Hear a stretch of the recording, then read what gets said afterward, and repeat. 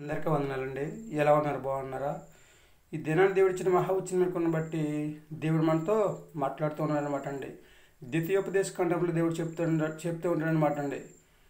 మనకి దేవుడు అన్నీ ఇచ్చిన తర్వాత తిని త్రాగి తృప్తి పొందిన తర్వాత యెహోవాని మర్చిపోకుండా జాగ్రత్తగా ఉండమని చెప్పేసి దేవుడు తన పరిశుద్ధ లేఖనం ద్వారా చదివిస్తూ ఉన్నాడు అనమాట అండి.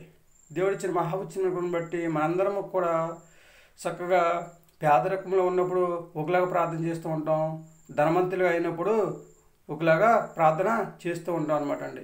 పేదరికంలో ఉన్నంత ప్రార్థన ధనవంతులుగా అయ్యేటప్పుడు చేయలేమన్నమాట అండి. ఎందుకంటే మనకు అన్నీ ఉంటాయి, చక్కగా ఉండడానికి ఇల్లు, చక్కగా వేసుకోవడానికి వస్త్రాలు, తినడానికి తిండి, త్రాగడానికి నీళ్లు, అలాగే మనకి పడుకోవడానికి డబుల్ కట్ట మంచం, అలాగే మనకి ఇంట్లోకి ఏం కావాలో అన్నీ ఉంటాయి కనుక హాయిగా ఉంటాం కనుక దేవుణ్ణి మర్చిపోయి మన ఇష్టానుసారంగా తిరుగుతూ ఉంటాం కనుక దేవుడు అందుకే చెప్తున్నాడు అనమాట అండి. దేవుడిని మర్చిపోకుండా జాగ్రత్తగా ఉండమని చెప్పేసి దేవుడు తన పరిశుద్ధ లేఖనం ద్వారా చదివిస్తూ ఉన్నాడు అనమాట అండి. దేవుడిచ్చిన ఉచితమైన కృపను బట్టి దేవుడు చెప్తూ ఉంటాడు అనమాట అండి. పరిశుద్ధ గ్రంథంలో చాలామంది ప్రమాణం చేసి మర్చిపోయినప్పుడు దేవుడు వాళ్ళకి ఎలా గుర్తు చేయాలో అలాగ గుర్తు చేసి దేవుని యొక్క మాటను ఎలా నెరవేర్చాలో వాళ్ళకే తెలియజేసి వాళ్ళ చేత అలాగా నెరవేర్చుకున్నాడు అనమాట అండి. మనకు ఆ పరిస్థితి రాకుండా ఉండాలంటే మనందరం కూడా ఏం చేయాలండి? యెహోవాని మర్చిపోకుండా జాగ్రత్తగా ఉన్నట్లయితే అప్పుడు దేవుడు మనల్ని దీవిస్తూ ఉంటారు, ఆశీర్వదిస్తూ ఉంటాడు, అభివృద్ధి చేస్తూ ఉంటాడు. మన జీవితాల్లో నూతన ఉత్సాహాన్ని నింపి హాయిగా జీవించే విధంగా దేవుడు మనకు చేస్తూ ఉంటాడు అనమాట అండి.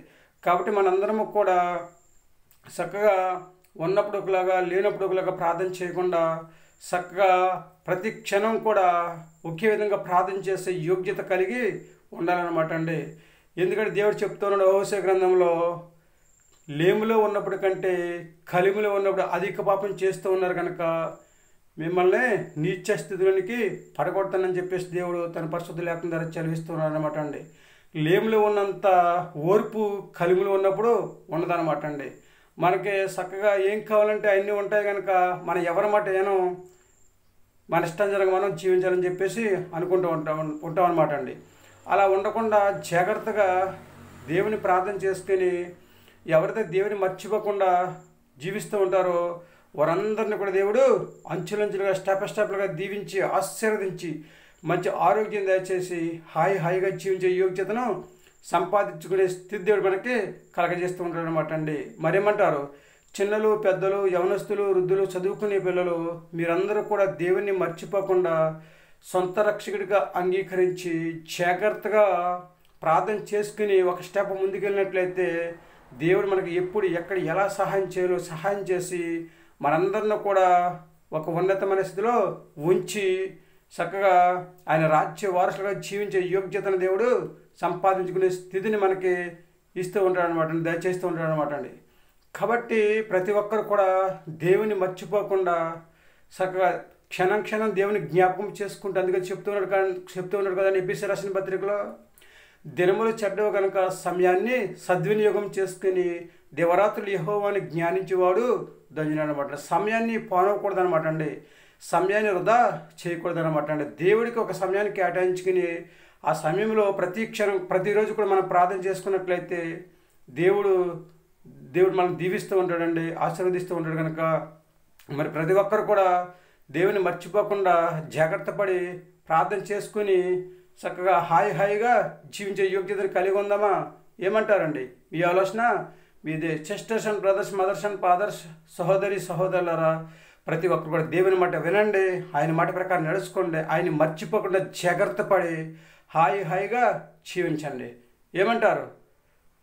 మేము దేవుని మాట వింటామండి, దేవుని మర్చిపోకుండా జాగ్రత్త పడతామండి, ప్రతిరోజు ప్రార్థన చేసుకుంటామని చెప్పేసి ఏమున్నా ఏమి లేకపోయినా మేము దేవుని నామంలో ప్రార్థన చేసుకుంటామండి.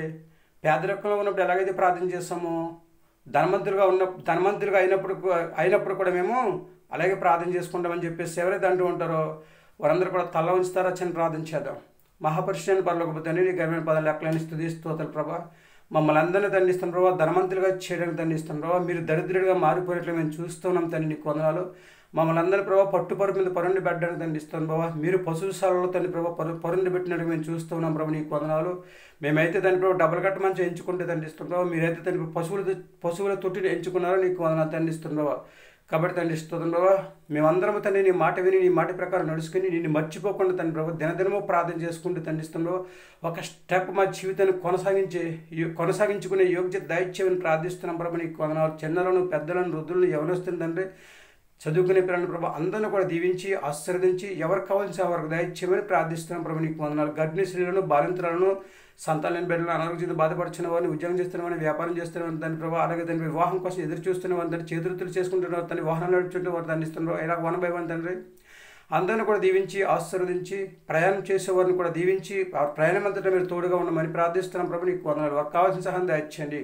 అలాగే తండ్రి సర్వసృష్టిలందరినీ కూడా దీవించి ఆశీర్వదించి ఎవరికి కావాల్సిన వారికి దయచేసి ప్రతి ఒక్కరు నీ మాట విని నీ మాట ప్రకారం నడుచుకునేటప్పుడు నిన్ను మర్చిపోకుండా తండిస్తున్నావు. ప్రతిరోజు జ్ఞాపకం చేసుకుంటూ ప్రభా చక్కగా తండిస్తున్నావు. నిన్ను మర్చిపోకుండా జాగ్రత్త పడే యోగ్యత ప్రతి బిడ్డకనే దయచేయమని, మా ప్రార్థన అందరికి మంచి ఆరోగ్యం దయచేయమని, మా ప్రార్థనకు ఇస్తాను మా ప్రార్థనకు దయచేయమని, మా కొరకు తరగని యేసుక్రీస్తు ప్రవేశమైన నామములో అడిగి వేడుకొంచున్నాము తండ్రి. ఆమె దేవుని ఆశీర్వాదములు మీకు తోడుగుండును గాక. దేవుడు మిమ్మల్ని దీవించి ఆశీర్వదించును గాక. ఆమె దేవుడిచ్చిన మహా ఉచితమైన కృపను బట్టి మనందరం కూడా దేవుని పిల్లలు కనుక దేవుడిని మర్చిపోకుండా పదే జాగ్రత్త పడదాం.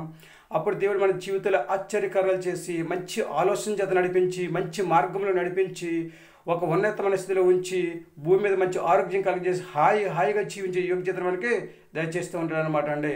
మరి ఏమంటారు? మీ ఆలోచన మీదేనండి. 100% కూడా మన దేవుని పిల్లలం కనుక దేవుని మాట విందాం, ఆయనకు అంగీకారంగా జీవిద్దాం, ఆయన వాక్యాన్ని విందాం. విన్న వాక్యం హృదయం అనే పలక మీద రాసుకుందాం. పదే నెవరు వేసుకుని వాక్యాన్ని జ్ఞాపకం చేసుకుంటూ ఎక్కడ అలాగే దేవుని మనం జ్ఞాపకం చేసుకుంటూ దేవుని యెహోవాని మర్చిపోకుండా చక్కగా పదే జ్ఞాపకం చేసుకునే స్థితి దేవుడు మనందరికీ దయచేయను గాక. ఆమేన్. చేస్తారా ప్రార్థన? యెహోవాని మర్చిపోకుండా జాగ్రత్త పడతారా? ఏమంటారు?